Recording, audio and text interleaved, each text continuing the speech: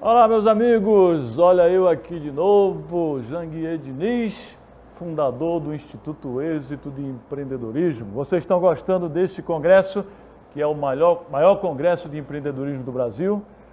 Tenho certeza que estão, porque está show, né? Grandes conferencistas estão passando por aqui, já passaram por aqui, vão passar por aqui. Só nomes de alto escalão, renomados, empreendedores renomados, que já construíram muita coisa no empreendedorismo brasileiro, construíram muita coisa na vida, né? Que foram superadores de adversidades, sonhadores, mas não somente sonhadores. Foram transformadores de sonhos em projetos de vida e também realizadores. E todos nós sabemos que não basta sonhar, temos que sonhar e transformar nosso sonho num propósito de vida. E aí, meus amigos, começar a correr com muita determinação, com muita disciplina, com muita persistência, com muita luta, com muita dedicação, disciplina com amor. E aí tenho certeza de que a iluminação divina vai fazer o resto. Mas não basta sonhar, porque o sonho é apenas o primeiro passo. O sonho é apenas o mapa para o sucesso e para a prosperidade. Esse evento, que está sendo um dos maiores eventos de empreendedorismo do Brasil, realizado pelo Instituto Êxito, está reunindo mais de 130 renomados empreendedores, todos sócios, colaboradores do Instituto Êxito, que é um instituto que nós criamos. Vocês sabem, nós criamos para ajudar os jovens de escolas públicas a empreenderem, a empreender na vida inicialmente, porque antes de empreender nos negócios, antes de empreender no CNPJ, nós temos que ter a consciência de que precisamos empreender em nossas vidas, nas vidas de nossas famílias. O que é empreender em nossas vidas é acreditar em nós mesmos, é saber que a gente pode, que a gente, não interessa de onde a gente vem, de onde a gente venha, a gente pode superar, acreditar e construir, sonhar e transformar nossos sonhos em realidade. Sonhar, transformar nossos sonhos em propósitos e depois materializá-lo. Porque, meus amigos, viver com propósito é viver de verdade, viver sem propósito é apenas existir. Então, este está sendo um dos maiores congressos de empreendedorismo do Brasil, cujo tema central é empreendedorismo, tecnologia e inovação em uma sociedade disruptiva. E o meu convidado de hoje é um dos maiores empreendedores do Brasil, um cara extremamente empreendedor, grande amigo do Instituto Êxito, é um dos patronos do Instituto Êxito de Empreendedorismo, fundou o Banco BTG Pactual. É um dos grandes banqueiros brasileiros e fundou do zero, desde o primeiro tijolo, e antes ele tinha sido estagiário. É um grande investidor, é um grande superador de adversidades, assim como muita gente, assim como eu, é um grande transformador de sonhos em realidade. O meu convidado, o convidado desta palestra, deste bate-papo, que vai ser um bate-papo, vai ser muito legal, é o meu grande amigo, grande empreendedor, é o patrono do Instituto Êxito, tem nos ajudado sobremaneira aqui no Instituto Êxito a ajudarmos os jovens a empreender, André Esteves. Meu amigo André, muito obrigado, viu? Ô, Janguier, prazer enorme estar aqui conversando contigo, obrigado pelos elogios e um prazer estar aqui prestigiando o Instituto Êxito e fomentando o empreendedorismo no Brasil. Que legal, uma satisfação tê-lo aqui como palestrante, como colaborador do Instituto, como patrono do Instituto. A gente fica muito satisfeito em ter você aqui, ajudando a gente, né, a ajudar os jovens de escolas públicas. Então, muito obrigado, meu grande amigo. Eu queria começar pedindo para você falar um pouco sobre a sua trajetória aí, que muita gente sabe, já ouviu falar, mas queria ouvir da sua própria boca essa trajetória de luta, né, para poder chegar aonde você chegou. Porque eu soube, inclusive, que você foi estagiário, né? Eu fui engraxado, você foi estagiário de escritório e conseguiu sonhar e transformar vários sonhos em realidade. Bom, eu vou ser breve aqui, fazer um resumo para a gente poder passar por vários temas durante o nosso bate-papo, mas a minha trajetória ela começa como um jovem típico de classe média, cujo grande sonho era arrumar um emprego, né? Eu fui para a faculdade ali em meados dos anos 80 e o meu sonho era só ter um emprego. Acabei parando aqui quase que acidentalmente no Banco Pactual na época e, como você disse, eu comecei de baixo. Na verdade, eu era programador, né? Eu sou formado em matemática e estudei engenharia da computação e comecei programando os sistemas do banco. O banco, obviamente, era muito pequeno naquela época. Eu vim trabalhar no segundo ano de faculdade e desde lá estou aqui até hoje. Como você disse, fui aproveitando as oportunidades, sempre seguindo os mesmos valores, que é você trabalhar duro, ter sempre o sonho que é seu norte, que te retroalimenta durante as adversidades, tentar aprender sempre. Então, ainda hoje eu mantenho a mesma carga de estudo que eu tinha 30 anos atrás. Então, você nunca para de aprender, tem sempre coisa nova, desafio diferente, cenários diferentes. Então, continuo aprendendo igualzinho eu aprendi com 20 anos de idade. Manter o sonho, trabalhar duro, manter a resiliência, porque a única certeza que você vai ter é que vão ter adversidade na sua história, né? Então, todos vocês aqui vão ter, infelizmente, todos nós teremos. Então, passar por elas com leveza, determinação, a gente pode explorar isso aí um pouco mais, mas ir em frente. Como o Janguier disse aqui na abertura, o sonho é só um mapa, é um roadmap para onde você quer chegar. Agora, o sonho não significa nada sem o trabalho duro, sem o aprendizado, sem a resiliência.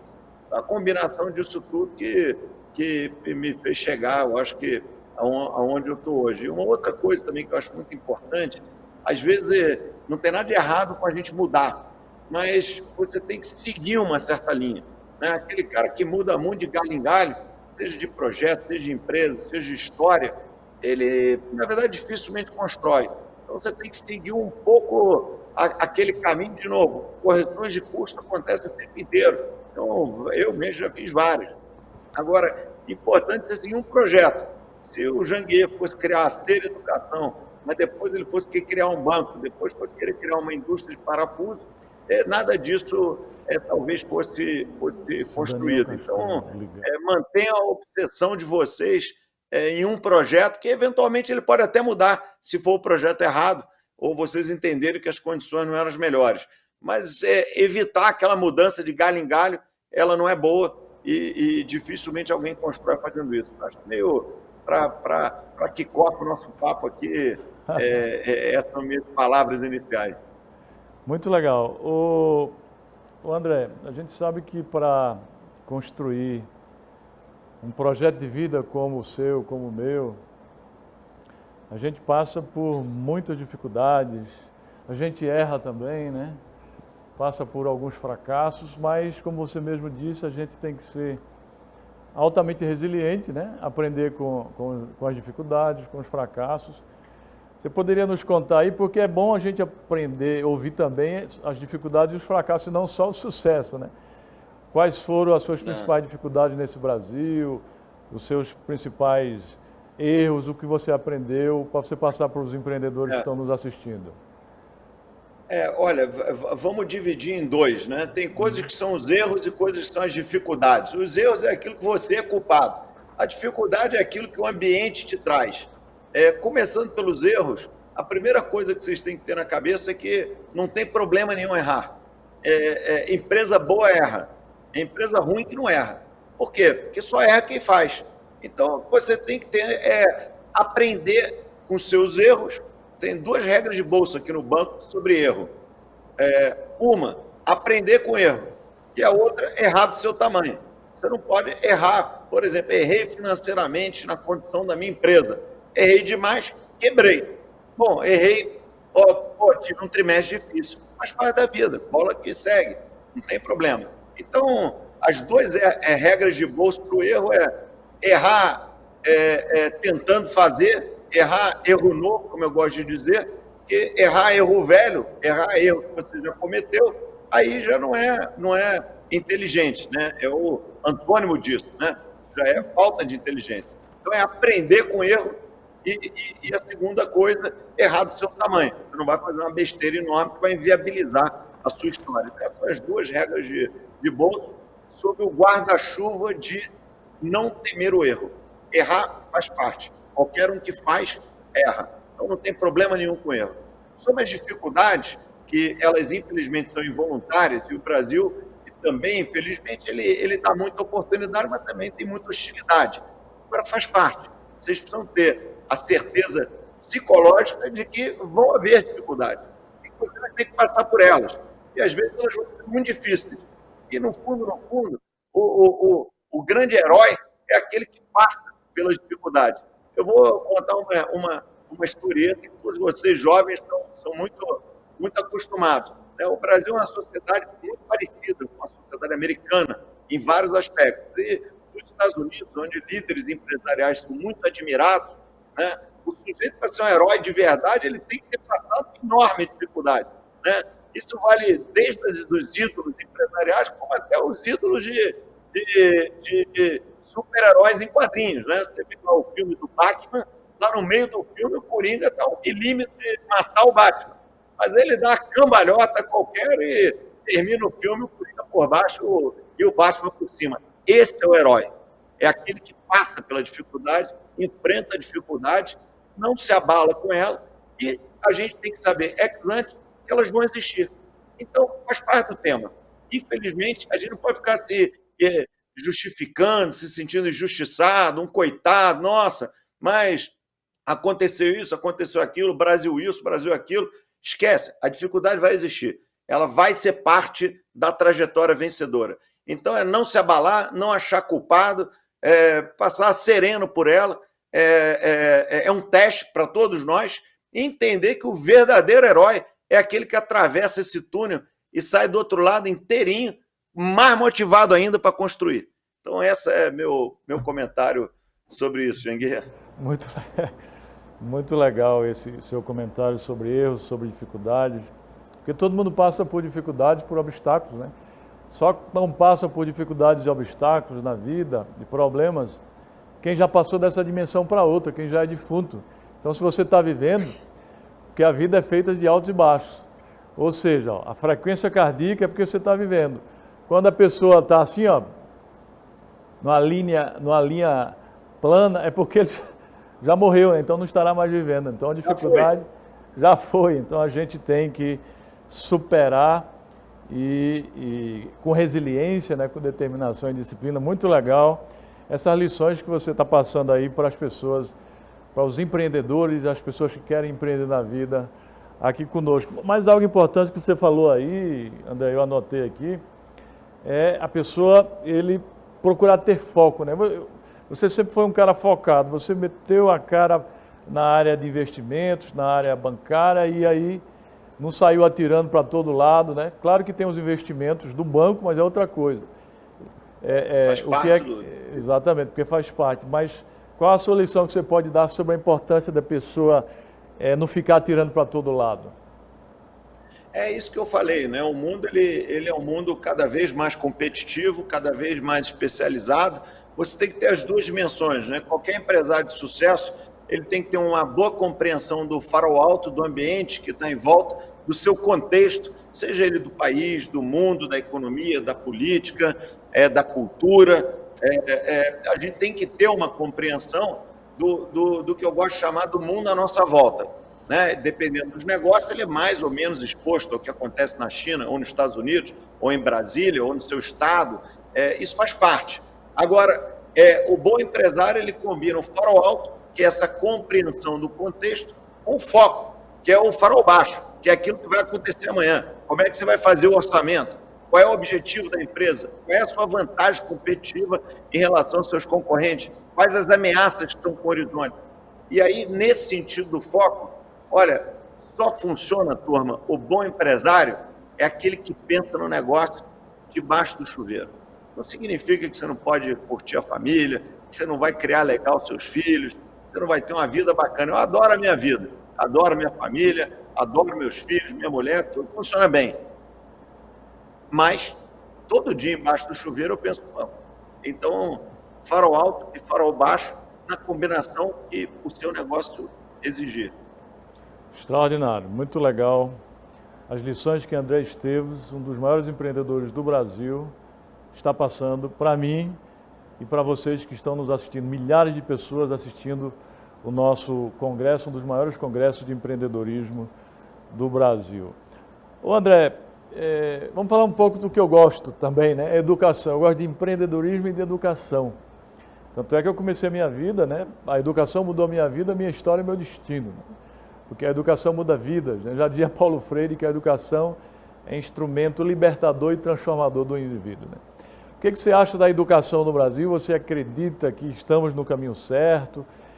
Inclusive eu soube que você agora vai ser meu concorrente, né? Você montou uma faculdade de tecnologia.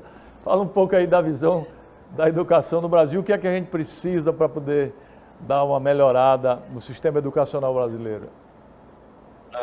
Olha, eu não vou discorrer demais sobre o sistema educacional, que isso aí eu deixo para você que entende 10 vezes mais do que eu da área. De uma maneira genérica, naturalmente o Brasil precisa de educação.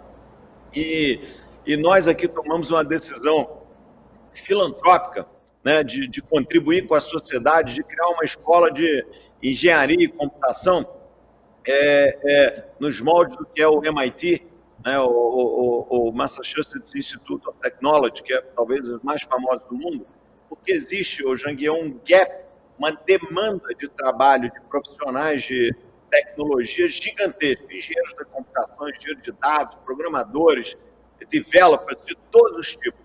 Então, nós vamos criar uma faculdade, é um projeto filantrópico, então eu não vou me tornar seu concorrente, que é uma boa notícia, Uma boa notícia. Aqui ao vivo. Já estava com medo, viu? Não, é um projeto de impacto, mas ele tem um certo tamanho, né?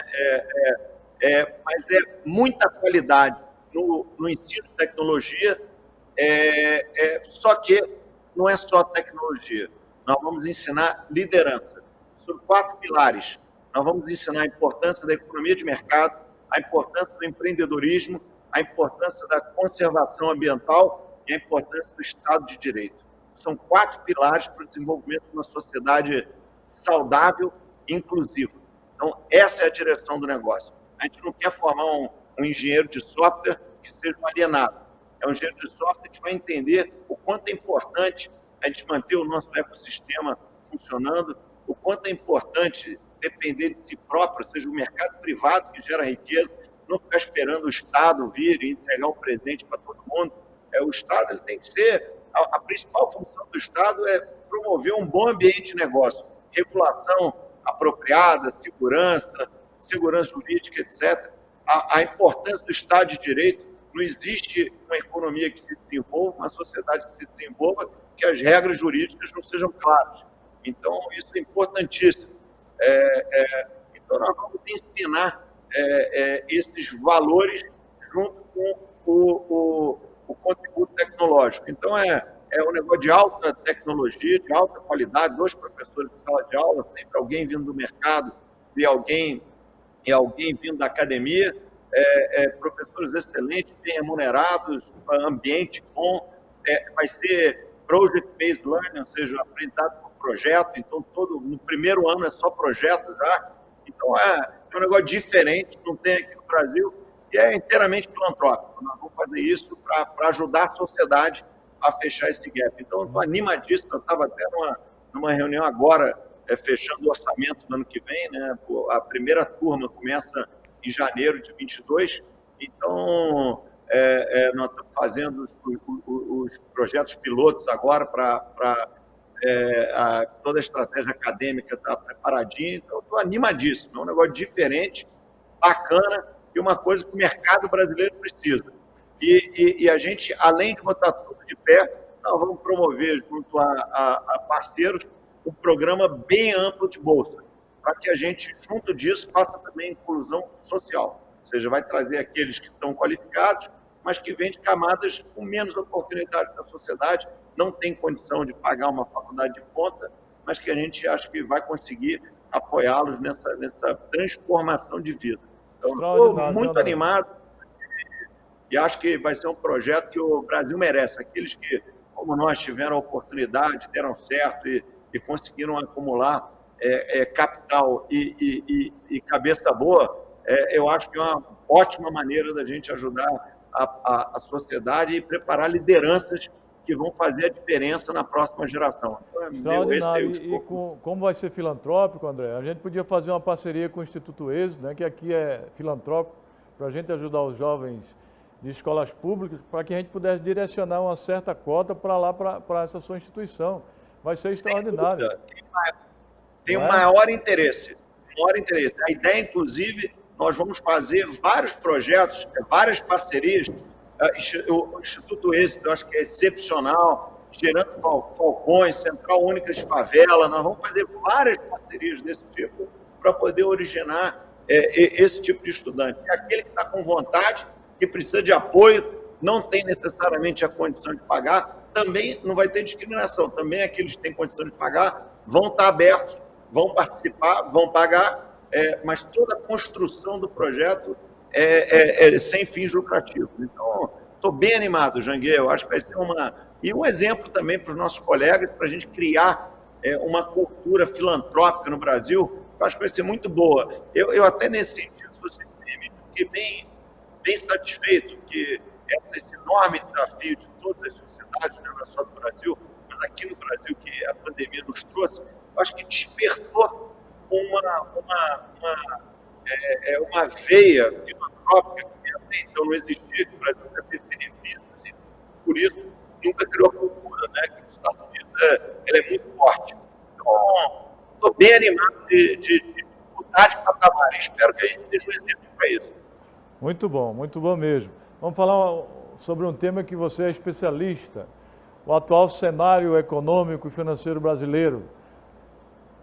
Deu umas lições aqui para o nosso povo. Olha, o Brasil está eu acho que está relativamente fácil administrar o Brasil, só precisa administrar na direção certa.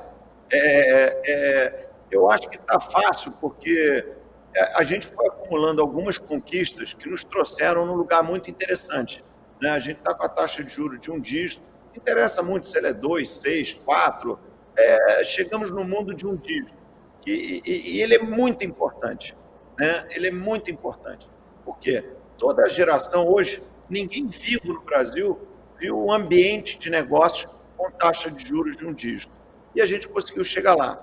Agora, o nosso desafio é nos mantermos aqui. E como eu disse, a gente hoje está com a política monetária muito expansionista, uma hora vai corrigir, em algum momento do ano que vem, no segundo, no terceiro TRI, vai subir para 4, para 5, para 6, para 3, nada muda. Esse é um cenário espetacular. Por quê? Porque o Brasil, a gente, ao pagar juros muito, muito altos, deixou o capital encastelado no overnight, em títulos públicos federais ou no CDB dos bancos, sem correr risco. Na hora que a taxa de juros cai para 2, para 3, para 4, esse dinheiro ele vai buscando outras atividades. Ele começa, para ser melhor remunerado, ter que buscar outras coisas. A consequência disso, outras alternativas de investimento. A consequência principal é uma enorme transferência de renda do rentista para o empreendedor. Então, empreender no ambiente de juros de 15%, 20%, como foram as últimas 3 décadas, era muito, muito difícil. Empreender no ambiente de juros de um dígito, não interessa de novo se ele é 2 ou 6, de um dígito, é muito mais razoável. Então, a gente está num ambiente que nunca foi tão fértil para o empreendedorismo. O que a gente precisa fazer? Manter esse ambiente. E qual é o desafio? Ora, o desafio é meio simples. A gente, em Brasília, seguir o orçamento, não se encantar demais pela resposta que nós demos à pandemia. Ela era necessária, ela era importante, mas ela aconteceu durante a pandemia. A gente não pode perpetuar essa resposta. O Brasil não tem condição para isso. Um país funciona igual uma pessoa física ou uma empresa. Se você gastar mais do que você ganha, isso pode funcionar por um tempo. Você aumenta um pouquinho a sua dívida, você consome a sua poupança, faz uma combinação de ambos, funciona, é possível. Agora, se você fizer isso aí por um período muito longo, você vai ficar inadimplente na pessoa física, ou, no caso de uma empresa, a empresa vai quebrar. Então, o que a gente precisa, e começa agora a partir da discussão do orçamento, do ano que vem, que logo após as eleições vai acontecer, essa discussão da PEC emergencial que vai acontecer, tudo isso eu acho que vai indicar qual a direção que queremos ir. E, às vezes, a gente tem que corrigir a parte da classe política de boa-fé. O sujeito acha que é melhor fazer uma obrinha, vai gastar ali 20 bilhões e estourar o orçamento, que aquilo ali vai gerar um emprego, renda, vai ser melhor. É um raciocínio de boa-fé, porém errado. Porque aquele excesso de gasto vai gerar uma insegurança nos agentes, as taxas de juros vão subir, e aí o Brasil paga mais 120 bi de custo de dívida pública. Para vocês terem uma ideia, cada um ponto que a taxa de juros sobe, no ponto médio da curva, vamos dizer, de 5 anos, na curva de juros Brasil, custa 70 bi. Cada 2% são 140 bi. E se você estourar o orçamento em 30 bi, significa que você está, na verdade, gastando mais 140 bi. É um absurdo completo. Então, você tem que manter a sua disciplina, que a sua dívida vai ficar barata e vai sobrar mais dinheiro. Né? Então, acho que esse é o desafio que a gente está. Eu acho que a gente tem que seguir nessa direção. Eu não gosto de falar muito desses termos de reformas e tal. Para falar a verdade, eu não gosto nada do termo reforma tributária. Eu prefiro que a gente vá fazendo melhorias discretas. E prefiro que a gente faça a reforma administrativa antes da tributária. Ora, o Brasil gasta com o nosso funcionalismo mais do que 95% dos países. Não precisa fazer muita conta, não é razoável, né, em relação ao PIB. A gente gasta demais. E como eu disse aqui, nenhuma empresa, indivíduo, dura muito tempo se gastar demais. Então, a gente tem que fazer um ajuste de conta. Não significa que você vai maltratar, cortar direitos, não é isso. É meio, mais ou menos, voltar para uma média. Então, o Brasil é o país que tem o maior gasto dos países emergentes com funcionalismo. A gente está indo para uma direção que é o país com a maior dívida. Isso não vai acabar bem se a gente não reverter a situação. Então, a gente tem que educar, ensinar, explicar para as nossas lideranças políticas que na maioria são de boa fé, entender, mas não necessariamente todo mundo entende o funcionamento da economia. O cara acha que fazer uma ponte no estado dele vai gerar desenvolvimento, mas não é desenvolvimento. Desenvolvimento são as 50 debêntures de infraestrutura que vão ser emitidas desse ano, as 70 operações do mercado de capitais, entre aberturas de capital, ofertas de ações, tudo isso significa investimento na economia numa dimensão muito, muito, muito maior do que o governo pode proporcionar. Agora, a gente só consegue fazer tudo isso porque tem um bom ambiente de negócio. Se o ambiente de negócio se deteriorar, porque os agentes, sejam eles estrangeiros ou locais, sejam investidores menores ou investidores institucionais, entenderem que o governo está sendo indisciplinado com as suas contas públicas, não vai ter as 50 debêntures de infraestrutura, não vão ter as 70 ofertas de ações, e aí sim não vai ter crescimento. Mesmo o cara tendo feito gás de 20, 30, 50 bi. Não vai adiantar nada. A gente vai dar um tiro no pé. Tentando melhorar, nós vamos piorar. Aquele cara, aquele político que achava que ia fazer um bem para a sociedade, de novo, de boa fé, ele vai, na verdade, vai estar fazendo um mal para a sociedade. Ele vai gerar meia dúzia de empregos ali naquele entorno, mas ele vai criar um enorme desemprego pela deterioração das expectativas. Então, é isso que a gente tem que ajudar a explicar para a gente poder sair dessa dicotomia pelo lado certo. Eu estou achando que a gente está num momento de dicotomia, Jangui. A gente pode ir para um lado ou ir para o outro. Está fácil. A boa notícia está fácil. É fácil escolher o lado certo. Né? Você olha em volta e olha, o que os Estados Unidos fez. É fácil, né? É tão fácil. O que a Alemanha fez. É tão fácil. Ou nós vamos copiar o que a Argentina fez. Tem lá 70 anos de populismo. 70 anos de cara querendo fazer uma brinha para poder ganhar uma clientela qualquer ali na sua região. Funcionou? Não funcionou. Um empobrecimento, a sociedade indo numa direção, descendo a ladeira. Né? Então, é mais ou menos aqui Você falou sobre uma questão super interessante aí, André, sobre a questão do inchaço do Estado, sobre o funcionalismo público que gasta muito, o Estado gasta muito com funcionalismo público. Eu me lembrei de algo muito interessante aqui, queria que você comentasse mais um pouco. Enquanto os gênios americanos criam empresas que mudam o destino da humanidade, um grande número de gênios brasileiros 12 milhões é o contingente, passam anos e anos estudando para fazer concursos públicos, para ter uma carreira, um saláriozinho fixo e estabilidade. Não que eu seja contra concurso público, mas na minha ótica, concurso público ele tem que ser um meio e não um fim, principalmente dos jovens que estudam a vida inteira em escolas públicas, como eu, né? Ele tem que empreender na vida, tem que empreender nos negócios para gerar impostos, gerar riqueza, renda, trabalhabilidade e empregabilidade para o país. E o cara lá, apenas como funcionário público, não gera renda nem riqueza nenhuma para o país, só recebe do país. O que você acha disso?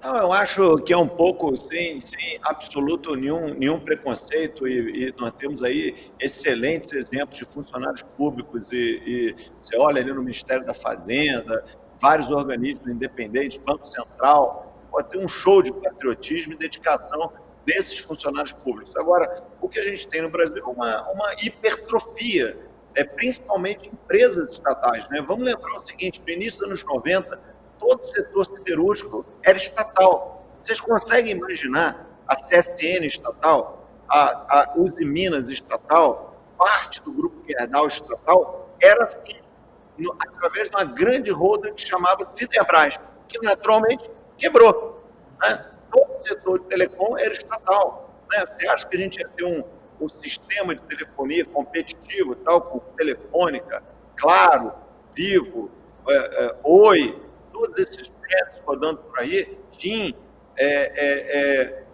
competindo entre si, e com 200 milhões 300 milhões de celulares ativos no Brasil, se a gente tivesse a Telebrás, não teríamos.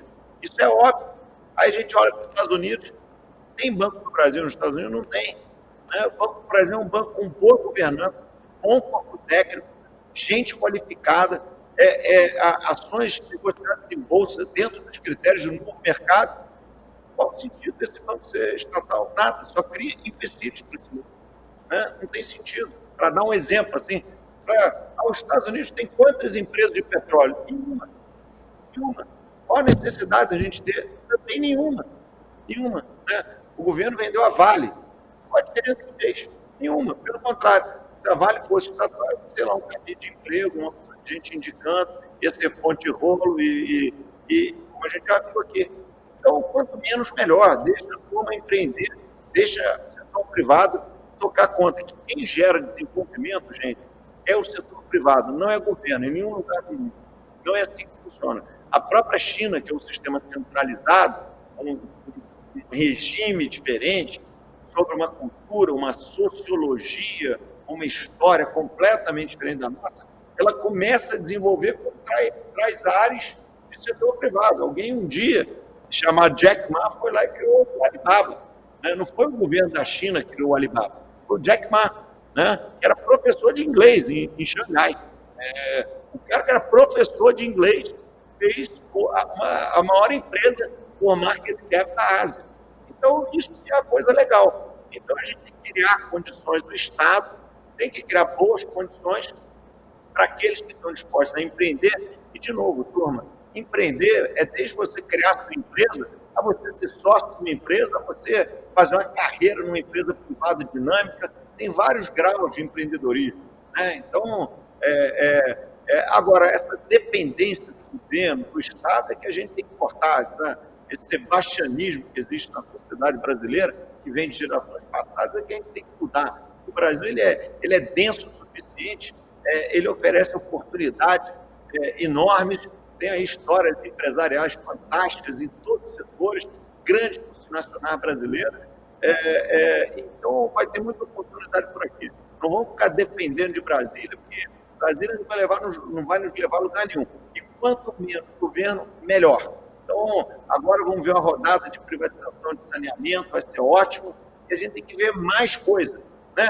A gente está vendo aqui uma discussão sobre privatizar os Correios, privatizar a Casa da Moeda. Por que nós vamos ter essas coisas? Alguém acha que o governo vai controlar melhor a Casa da Moeda do setor privado? Claro que não, né? É claro que não. Então, idem para os Correios, tem empresa definhando, prejuízo sucessivo. Então, vamos entregar rápido o setor privado para alguém manter os Correios. manter os empregos, né? Essas empresas hoje elas são muito mais dinâmicas, elas geram mais emprego, mais impostos, mais dinamismo do que quando eram estatais. Então é meio essa direção. Não vamos maltratar ninguém, não vamos cortar direito de ninguém, bola para frente, mas vamos criar uma economia mais dinâmica, né? Senão a gente vai estar na época da Telebrás e etc. Show de bola. André, o congresso nosso, o tema central dele é empreendedorismo, tecnologia e inovação em uma sociedade disruptiva. Ou seja, na sociedade onde estamos vivendo, né, em que estamos vivendo, onde tudo muda rapidamente, né? Porque cada dia que passa as coisas mudam muito mais rápido, né? E aí a gente resolveu debater sobre empreendedorismo, tecnologia e inovação. Dentro desse tema, na sua visão, qual a importância da inovação nas empresas e até da tecnologia como inteligência artificial? Você tem uma visão sobre isso para passar para os nossos empreendedores? Tenho. Eu acho que a gente vive um mundo de transformações muito rápidas, né? Eu acho que você citou ainda há pouco os grandes gigantes de tecnologia globais qualquer empresa, em todos os ramos de negócio, tem que estar exposta, tem que entender esse contexto da mudança tecnológica, né? No meu setor, por exemplo, a mudança tecnológica está trazendo uma enorme oportunidade para nós, né? Antes, uma enorme barreira de crescimento eram as 5.000 agências dos grandes bancos de varejo, que construíram histórias maravilhosas com grandes empresas. Agora, aquela enorme rede de contato com os clientes finais era uma barreira ao nosso crescimento. A evolução tecnológica, todo mundo no Brasil, não interessa a classe social, tem um celular, aquilo ali se tornou um canal azeitado, seguro, barato, fácil de comunicação e está nos dando a oportunidade de se comunicar com esse cliente final. Então, esse é um belo exemplo da disrupção tecnológica trazendo uma revolução setorial, né? Aquilo que era uma enorme barreira à entrada, as 5.000 agências, ela se tornou uma coisa que você precisa administrar, não necessariamente um passivo, mas deixou de ser um ativo para aqueles que estavam bem estabelecidos. Isso é uma oportunidade para novos players, como a gente. Eu acho que cada setor vai ter uma dinâmica desse tipo. E eu acho que você tem que estar atento a essas macro-oportunidades, porque a disrupção ela veio para ficar. A tecnologia ela evolui exponencialmente. Vários aqui já devem ter ouvido falar da lei de Moore, né? Que o alcance tecnológico, a potência tecnológica, a capacidade dobra a cada 2 anos e é mais ou menos por aí. Então a gente tem um espaço enorme para avançar. E do ponto de vista micro, também tem pequenas coisas que são inovações na sua estratégia, mas que são inovações na execução, né? Você deu o exemplo de inteligência artificial. A gente estava para fazer o filing no Mac, você fez bem isso daqui, é um trabalho danado. Os nossos programadores na nossa faculdade de engenharia criaram um sisteminha, escreveu os filings que precisa. Foi um negócio sensacional. Basicamente, um produto de inteligência artificial muito, muito inteligente, que simplificou a vida pra caramba. Então, pequenos exemplos como esse, infinitos.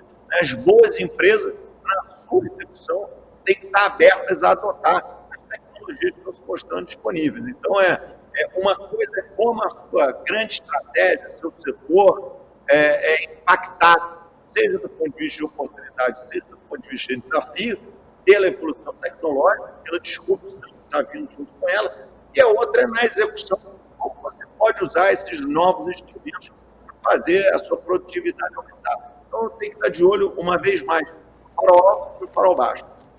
Muito bom mesmo, André.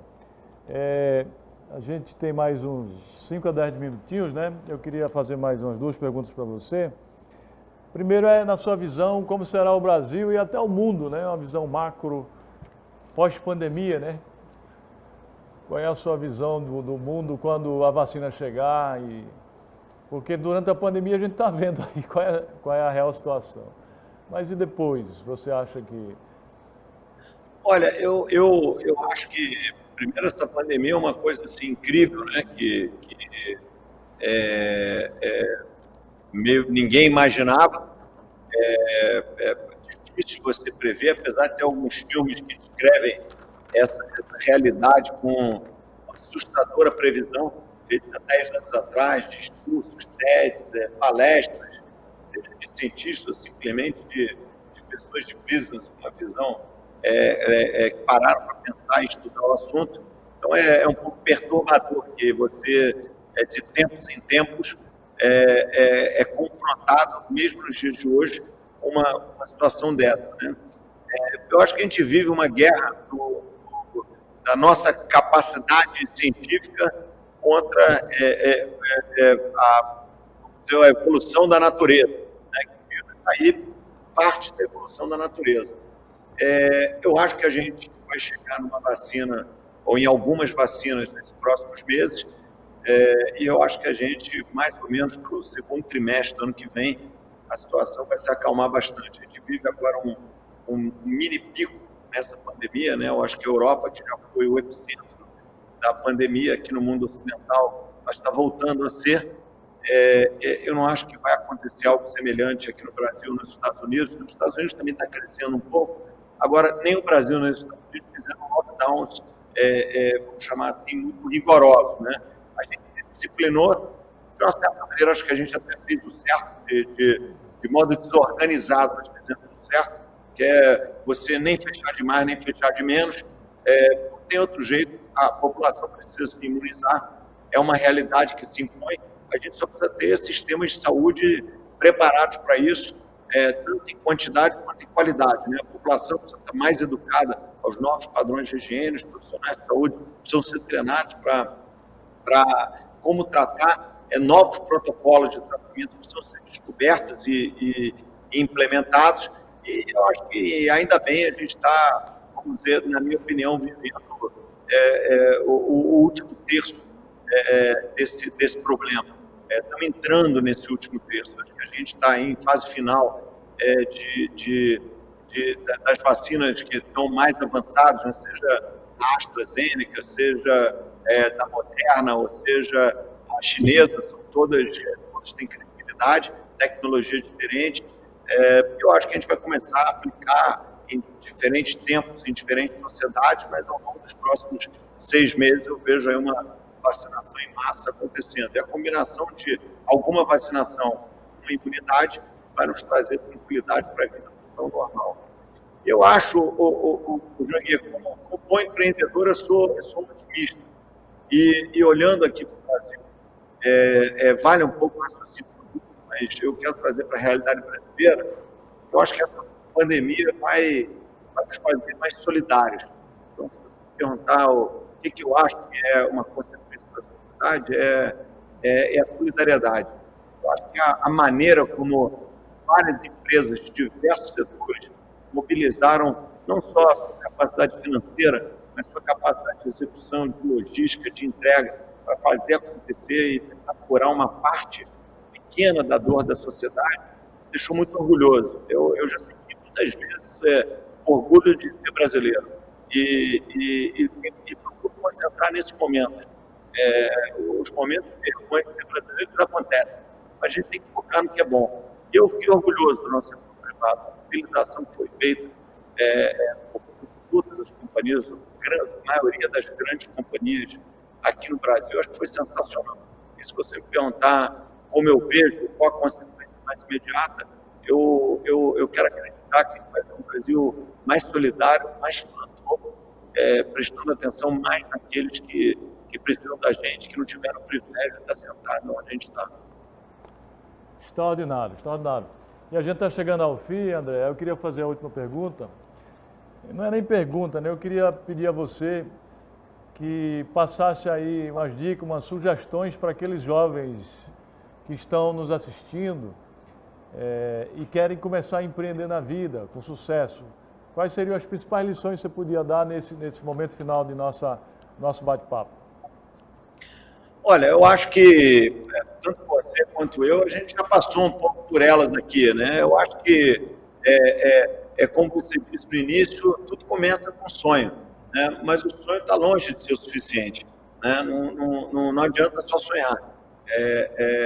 Tem uma frase em inglês que diz It's all about execution, ou seja, é tudo sobre como você executa. Então, é legal sonhar, eu sonho todos os dias, nunca deixei de sonhar. Agora, como eu disse aqui, eu penso embaixo do chuveiro, como é que nós vamos fazer o sonho funcionar? Qual é o desafio? Onde é que está a oportunidade? O que a gente precisa construir? Qual a diversidade que se apresenta? Então, eu acho que a combinação de sonho, foco e execução, primeiro é determinante. Descendo para um pouco mais de granularidade, eu acho que tem que ter a persistência naquela ideia, naquele projeto. Claro, aqui pode mudar de projeto, as empresas mudam, né? O que é o BTG Pactual hoje é completamente diferente do que era na sua fundação há 37 anos atrás. 37 anos atrás, o Banco Pactual de então era um trading house, era algo parecido com o hedge fund. E assim ficou durante 10 anos. Era muito instável, não tinha muito o que você fazer, não operar o mercado e entender aqueles cenários. Aí depois, ao longo dos anos 90, nós transformamos aquela enorme capacidade de entender o Brasil em produtos para clientes. Fomos construindo uma franquia de clientes, até que virou um banco de investimento completo. Aí, nos 2000, na década seguinte, a gente expandiu para a América Latina. E agora, na nova década, a gente está indo mais para o varejo. Então, as histórias, elas mudam. Né? Eu sei que é uma história de quase 4 décadas, mas a cada 4 anos também tem mudanças importantes. Então, você pode pivotar as suas ideias, a sua execução, agora você tem que seguir atrelado àquele projeto. Como eu falei aqui antes, mudar de galho em galho não vai fazer... Ninguém constrói assim, ninguém vai muito longe assim. Então, tem que ter um pouco de determinação numa certa direção. Você pode ir mudando a direção, quase que você vai ter que mudar um pouquinho a maneira que você vai, mas você tem que seguir sobre aquela ideia. Você vai precisar ter resiliência. Não tem jeito, como eu disse aqui, infelizmente, as dificuldades vão aparecer. E você vai ter que enfrentar elas com serenidade, com tranquilidade, e aqueles que de fato constroem a história são aqueles que passam pelo túnel e crescem ao longo desse túnel. Saem do outro lado melhores do que eram. Então você tem que ter essa resiliência. E por último, você tem que estar sempre estudando, estar sempre aprendendo, estar sempre pensando sobre o que de novo você pode fazer. Então acho que esse é um bom resumo do que eu acho que são as pré-condições para chegar lá. Então, excelente, André. Extraordinário. Show de bola, meus amigos. Vocês viram aí, aprenderam muito com um grande empreendedor do setor bancário, empreendedor da vida, né? Porque ele começou empreendendo na vida, foi estagiário e conseguiu, depois de sonhar muito e transformar o sonho num projeto de vida, realizá-lo e a partir daí realizou muitos sonhos. Então, eu fico muito grato aqui a André por estar aqui conosco neste evento, neste grande evento de empreendedorismo, passando suas lições de vida, um pouco da sua trajetória, suas dificuldades, seus erros e fracassos, mas também o seu sucesso e como chegar lá. Foram inúmeras lições que eu creio e acredito que vocês aprenderam muito, assim como eu estou sempre aprendendo com o amigo André Esteves, que é nosso amigo do Instituto. Então, de coração, André, foi extraordinário. Eu acho que as milhares de pessoas que estão assistindo aqui adoraram, porque eu adorei. Muito obrigado, viu? Obrigado de coração e um beijo para todos vocês e continue com os grandes palestrantes aí, com os grandes temas de empreendedorismo ao longo desse nosso congresso sobre empreendedorismo, tecnologia e inovação em uma sociedade disruptiva. Grande beijo!